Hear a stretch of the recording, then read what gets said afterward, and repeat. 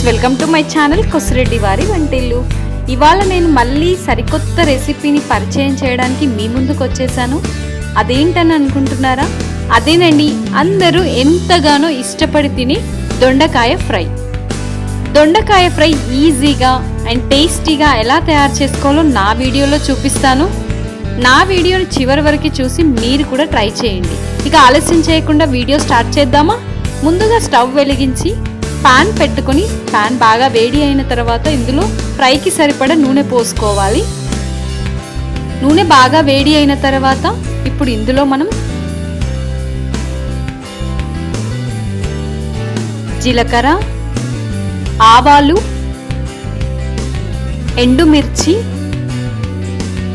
పచ్చిమిరపకాయ ముక్కలు, ఉల్లిపాయ ముక్కలు, కరివేపాకు,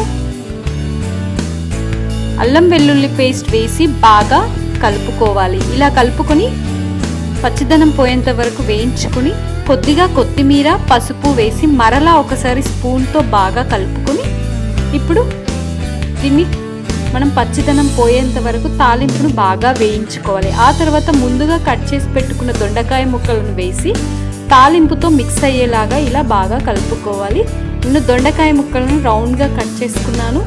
ఎందుకంటే మనం ముందుగానే కడిగి ఫ్రెష్ వాటర్తో కడిగి కట్ చేసి పెట్టుకోవాలి. ఇప్పుడు రుచికి తగినంత కారం,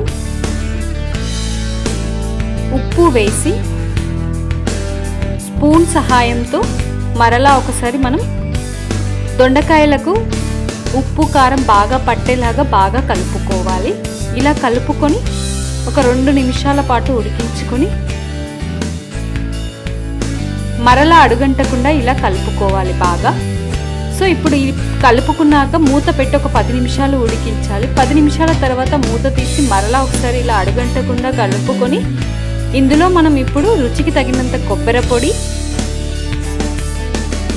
నువ్వుల పొడి వేసి స్పూన్తో బాగా కలిపి మొత్తం మిక్స్ అయ్యేలాగా కలిపి ఆ తర్వాత ధనియాల పొడి వేసుకొని మరలా ఒకసారి బాగా కలుపుకొని మూత పెట్టి ఒక 5 నిమిషాల పాటు ఉడికించుకోవాలి. ఇలా 5 నిమిషాలు ఉడికిన తర్వాత మూత తీసి స్పూన్ తీసుకొని మరలా ఒకసారి మొత్తం కర్రీ మొత్తాన్ని ఒకసారి మళ్ళీ కలుపుకుందాము, ఫ్రై మొత్తాన్ని. ఎందుకంటే ఫ్రై చేసుకుంటున్నాం కాబట్టి కొంచెం అడుగంటే ఛాన్సెస్ ఉంటాయి. సో ఇలా అడుగంటకుండా మనం మిడిల్లోనే మధ్య మధ్యలో స్పూన్తో బాగా ఇలా కలుపుతూ ఉండాలి. సో కర్రీ అయితే ఒకసారి ఉడకబెట్టేస్తే సరిపోతుంది, బట్ ఫ్రై కాబట్టి మనం మధ్య మధ్యలో ఇలా కలుపుతూ ఉండాలండి. సో ఇలా కలపడం వల్ల ఏంటి అంటే టేస్ట్ వస్తుంది. స్టవ్ని కూడా సిమ్లో పెట్టి చేసుకోవాలి. ఎప్పుడైనా ఫ్రై ఐటమ్స్ చేసుకోవాలి అంటే స్టవ్ని కూడా సిమ్లో పెట్టి చేసుకోవాలి. స్టవ్ హై ఫ్లేమ్లో పెడితే మనకి మాడిపోయే ఛాన్సెస్ ఉంటాయి కాబట్టి.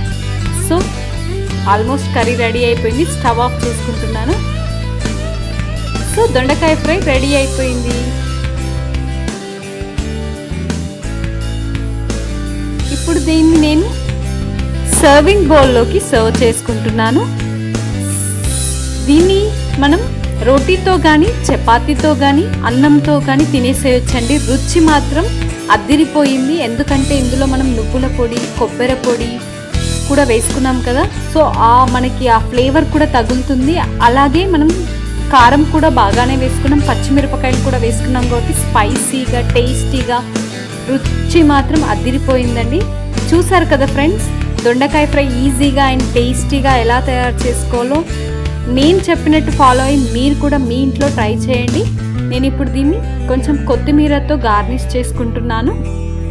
దొండకాయ ముక్కలు ఇలా ఎందుకు రౌండ్గా కట్ చేసుకున్నానంటే కొంచెం ఇంట్రెస్టింగ్గా కూడా ఉంటుంది. నార్మల్గా కట్ చేసుకున్నట్టు కాకుండా ఇలా కట్ చేసుకోవడం వల్ల. సో ఇలా ఆనియన్స్ కూడా పెట్టుకొని గార్నిష్ చేసుకుంటున్నాను.